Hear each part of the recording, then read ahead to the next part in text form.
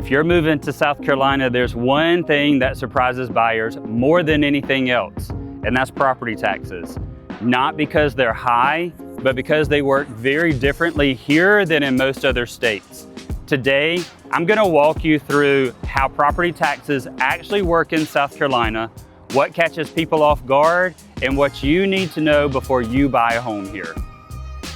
If you're new here, my name is Seaman, born and raised right here in the CSRA.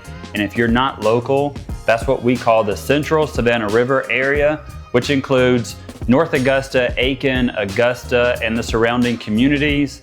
I've helped thousands of people buy and sell homes across this area, and property taxes are one of the most common and most misunderstood topics that comes up when buyers are relocating to South Carolina. One of the biggest differences in South Carolina is this: your property taxes are based on how the home is used, not just what you paid for it. That's very different from many other states. In South Carolina, the tax rate changes depending on whether the home is your primary residence or a second home or an investment property. And that difference can be significant. Let's start with legal residence, sometimes called owner-occupant status. If the home is your primary residence and you live in it full-time, you can apply for the legal residence with that particular county. When you're approved, it's nothing more than an application you fill out and you hand over to in the tax office. Your home is taxed at a much lower rate than second homes or rentals will be.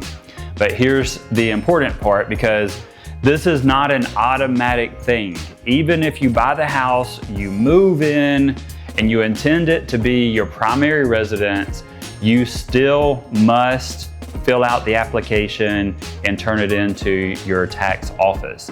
The higher tax rate applies until you have applied and are approved for this lower tax rate.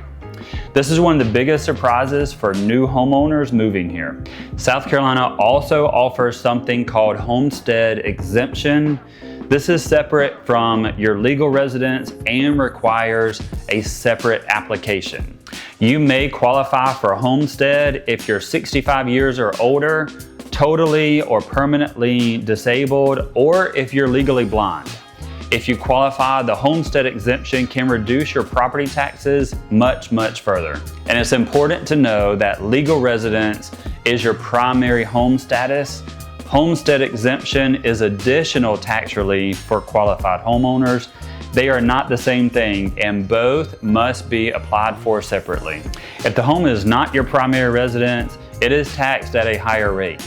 This includes second homes, investment properties, short-term or long-term rentals, homes you plan to move into later.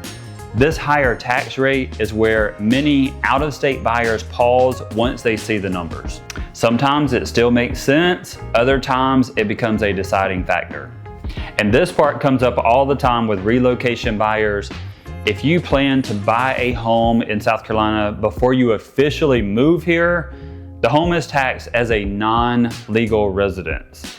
Until you move in full-time and apply for the legal residence, for some buyers, this is completely fine. You're planning ahead, you're gonna be building a home, or if you want to secure a home early before you actually move here. For others, the temporary higher tax amount becomes something they just don't want to factor into timing. The key is simply knowing all of this information before buying, not being surprised after you close. So when it comes to property taxes in South Carolina, the biggest takeaway is this: it's not just about what the home costs, it's about how the home is used and what you need to apply for. Once you understand that, everything else starts to make a lot more sense. I am Seaman, and if you're thinking about moving to South Carolina, or you're relocating to North Augusta, Aiken, or the surrounding CSRA, and you want help understanding the numbers before you buy, I would love to help. We're being very intentional about posting at least one in-depth YouTube video every Friday at 1 p.m. Eastern to help you make more confident decisions. You can call or text me directly, but just know if I don't answer right away, Just leave me a message or send me a text and I promise I'll get back to you. Make sure you subscribe to our channel so you don't miss the next video, and I'll see you there.